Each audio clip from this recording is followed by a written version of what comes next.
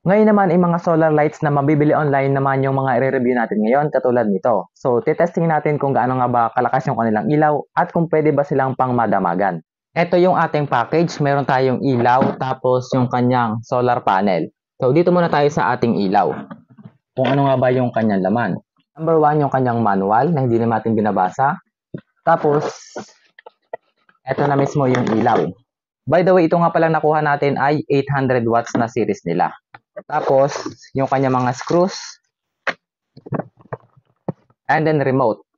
Dun nga pala sa ating mga screws, kasama na rin yung battery para sa remote. Kaya, complete set na talaga. Tapos, dito naman ay yung ating solar panel. Okay, number 1, yung frame ng ating solar panel. Tapos, ayan na.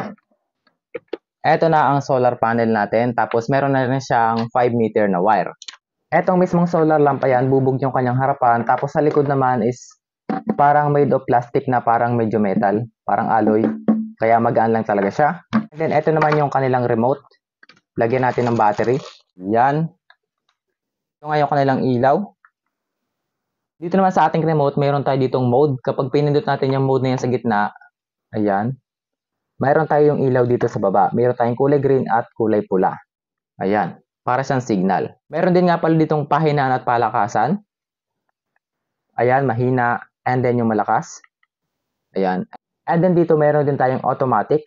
Kapag pinindot natin yung automatic nang iilaw itong solar lamp na to kapag wala ng sikat ng araw. At kapag nagkaroon naman ng sikat ng araw na or umaga na, automatic na siyang mamamatay at mag-charge na mula dun sa solar panel. And then meron din naman ditong timer, meron ditong 3 hours, 5 hours at 8 hours. Depende kung ilang oras mo gustong pailawin itong solar lamp. Ngayon naman, bago natin siya i-install at matesting natin yung kanyang capacity, ay tingnan muna natin yung kanyang laman sa loob. Buksan natin to or mag-tear down tayo. Okay, wala nga pala siyang tornilyo sa likod. Kaya sa tingin ko, dito siya pwedeng buksan. Meron din siyang mga lock na parang stick wheel. So siguro dito siya pwedeng buksan. Okay, eto na ang laman. Ayan yung bubog oh. Ang hirap niya tagtagin, dinahandaan ko talaga kasi baka babasag yung gilid. Sayang naman. Tapos eto, ang nasa loob.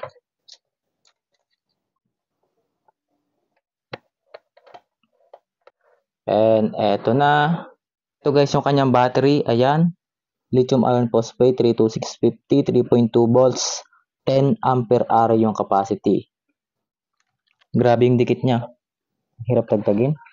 Hindi ko na lang siya tatagin kasi matatanggalan ng balot. Sayang naman. Hindi na rin natin itetest tong battery nito kasi mas maganda kung actual test na lang yung gagawin natin. Kung kaya niya nga bang magdamagan. Diyan ko nga pala sa tapat niyan ilagay yung solar lamp at yung solar panel. Dahil nga kailangan pa dito ng ng barina para maikabit dun sa tabla, eh wala naman akong barina, kaya ang gagawin ko na lang ay ipapako ko na lang muna.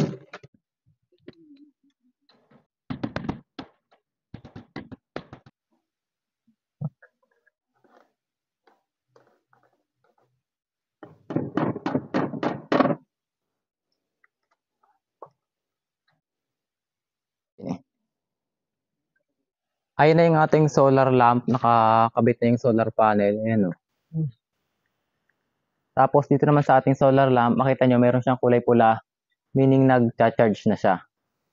Make sure lang na kapag ilagay niyo yung solar panel ay dun sa saktong sikat ng araw. So dito sa akin ginawa, hindi siya nakalantad sa sikat ng araw, nakatalikod siya. At eto nga pala guys yung itsura kapag full charge na, ayan, meron siyang kulay green. So mamaya matitesting natin talaga kung kaya niyang magdamag kasi full charge na siya. And then solar panel nga pala guys, sinagtag ko sa kanya lalagyan kasi hindi siya masikatan ng araw dyan.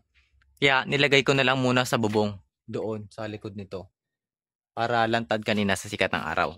Eto na nga pala yung solar lamp natin guys, umilaw na siya kasi wala nang sikat ng araw. Ayan o, ang lakas niya din naman. Tapos ayan yung kanyang ilaw, diba parang ng umaga. Ayan, para ng umaga dito guys. So, pero gabi na to, ang oras ngayon ay alas 6 sakto. Pero sobrang liwanag niya. And tingnan natin to sa kanyang remote kung ano yung mga feature niya. So dito meron tayong pampahina. Ayan, mahina. And then pwede natin palakasin ng mano-mano dito sa plus. Ayan, lumalakas na siya. O, diba? Paka basic. Tapos dito sa timer, meron tayong 3 hours, 5 hours, at 8 hours kung ilang oras natin gustong pa ilawin. And then dito sa mode, pindutin natin yan. Ayun, kapag pinindot natin yung mode, meron siya ditong ilaw sa baba. Hindi lang siya makita. Ayan. Meron siya ditong kulay pula at green. Patayin natin. Namatay na. And then pwede natin siyang patayin ng diretso. Off. Tapos pindutin natin yung mode. Mabubuhay lang yung kulay pula at kulay green. Para siyang signal. Dito nga pala sa ating remote, kapag pinindot natin yung automatic, mabubuhay lang siya kapag wala ng sikat ng araw or kapag gabi na katulad ngayon. And then kapag may sikat na ng araw, automatic na siyang mamamatay. Ayan nga pala guys, kapag wala tayong solar lamp, medyo madilim, try naman nating buhayin. So try natin buhayin yan. Ayan. Yan o, parang na siyang umaga.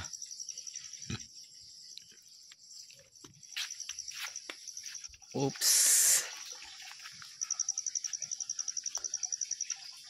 Oras ngayon ay alas 6 ng gabi. Tingnan natin kung ilang oras siya mamamatay bukas ng umaga. Okay. At eto na guys yung ilaw natin na yan o, umaga na. So automatic na siyang matay kasi nagkaroon na ng ilaw, nagkaroon na ng power sa solar panel. Try natin buhayin yan. On. O ayan o, nabubuhay pa. Tapos yung malakas. So ayan. Grabe guys, malakas ba din kahit umaga na. Kahit nakamagdamag na siya. Patay na natin yan. Okay.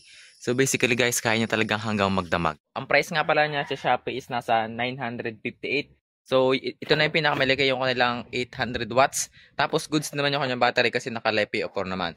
Ilalagay ko link natin sa ating description below tsaka sa ating comment section. Kung gusto niyo bumili, click niyo lang yan para mabilis siyang mahanap sa Shopee. And then marami pa pala akong ibang i-unbox na re-review na solar lamp.